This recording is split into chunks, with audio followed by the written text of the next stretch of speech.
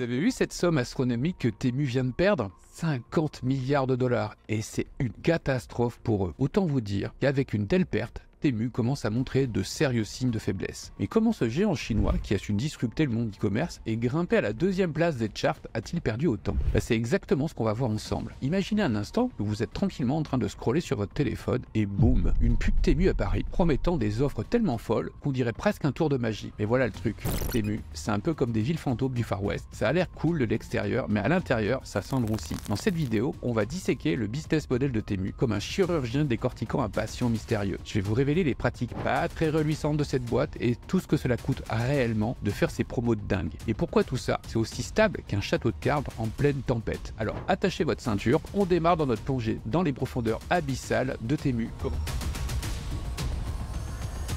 Commençons par le début. Comment diable Temu arrive à afficher des prix aussi bas que le sol d'un canyon? Ils prétendent que c'est grâce à un approvisionnement direct, des économies d'échelle et une optimisation de tous leurs produits sans marque. En gros, ils font comme s'ils avaient trouvé la recette secrète du Coca-Cola. Mais voilà, c'est pas tout rose. Selon le Los Angeles Times, certains produits vendus par Temu viendraient de la région de Xinjiang en Chine. Désolé pour l'accent. Et là, c'est pas cool du tout. C'est comme si on découvrait que nos t-shirts préférés étaient fabriqués dans des conditions dignes d'un film d'horreur. Des rapports parlent de camps de détention, de travail forcé. Bref, c'est pas vraiment joli. Et vous savez quoi? Temu profite aussi d'une faille dans le système, comme un hacker qui exploiterait un bug dans un jeu vidéo. Le hack, en fait, s'appelle la règle des minimis. Ils ne font pas payer de taxes d'importation aux USA tant que l'envoi est inférieur à 800 $. C'est comme si vous pouviez importer des cartons entiers de chocolat suisse sans payer un seul centime de taxe. Comme je vous le disais dans la newsletter Ecom Insider, le Sénat américain est en train de changer les règles du jeu pour que le hacker reste à la porte.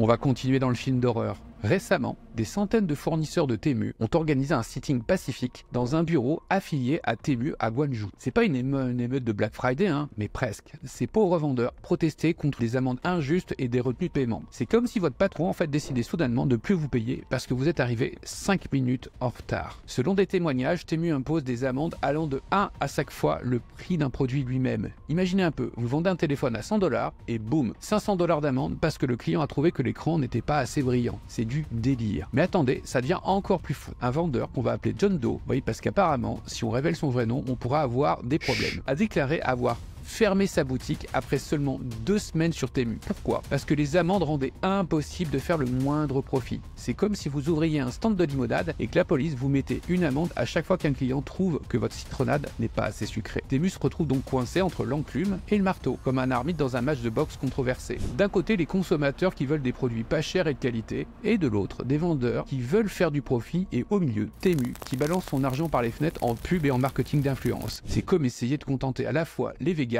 et les amateurs de barbecue avec un pique-nique. Mission impossible. Et vous savez, c'est encore plus dingue. Selon le magazine WeRead, Temu perdrait en moyenne 30 $, je dis bien 30 $ par commande aux États-Unis. C'est comme si à chaque fois que vous alliez au restaurant, le propriétaire vous donnait 30 $ pour manger chez lui.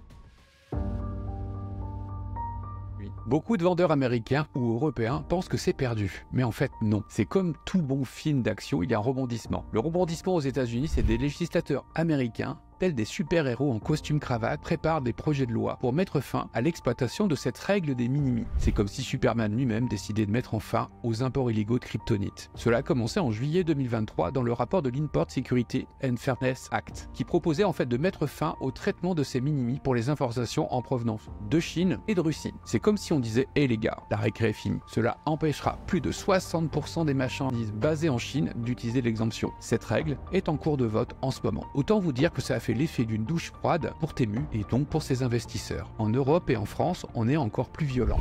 Toute marchandise qui passe par la frontière doit payer des frais de douane. Je peux vous garantir que cela fait bizarre quand vous achetez un produit 4,95 € et que le facteur vous dit qu'il vous livre le produit et seulement si vous payez les frais de douane qui s'élèvent d'un montant de 11 €. Vous y réfléchissez à 2 fois avant de racheter de nouveau. 2. La célèbre réglementation RSGP qui va arriver le 14 décembre 2024 et va tenir l'adresse géote à un certain nombre d'importateurs et de fabricants étrangers ne respectant pas 7 règles de base. Sur Amazon, tous ces vendeurs-là seront retirés de la plateforme. Je parle de cette norme plus en détail dans une vidéo à suivre. Mais pour faire simple, en gros, il y a une série de règles obligatoires à mettre en termes de traçabilité de vos produits et surtout de localiser votre centre de relations clients dans la langue concernée et dans le pays concerné. Autant vous dire que Temu n'est pas forcément prêt, ni même ses fournisseurs, à devoir répondre dans 27 langues de chacun des pays et d'avoir un représentant local.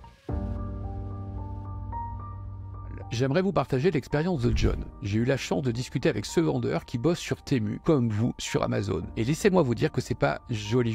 Selon lui, Temu est obsédé par le prix bas. Ils sont prêts à tout pour s'assurer que les vendeurs vendent au prix le plus bas possible. Alors imaginez un peu, vous mettez votre produit en vente et Temu vous dit non, baisse ton prix. Si vous refusez, pouf, votre produit disparaît intégralement de la plateforme. Et si vous acceptez, ils ne vont même pas vous dire à quel prix ils vont le vendre. C'est comme jouer à la roulette russe avec votre business. Et alors ne parlons même pas en fait des réclamations clients. Une minuscule différence entre le produit et la photo, boum, une amende. Le client qui se plaint, reboum, une amende. Là, votre business n'a aucun droit à l'erreur. John a perdu en l'espace de 45 jours presque 12 000 $ en amende. À croire que le modèle économique de Temu, en fait, c'est pas de vendre des produits, mais plutôt de coller des amendes.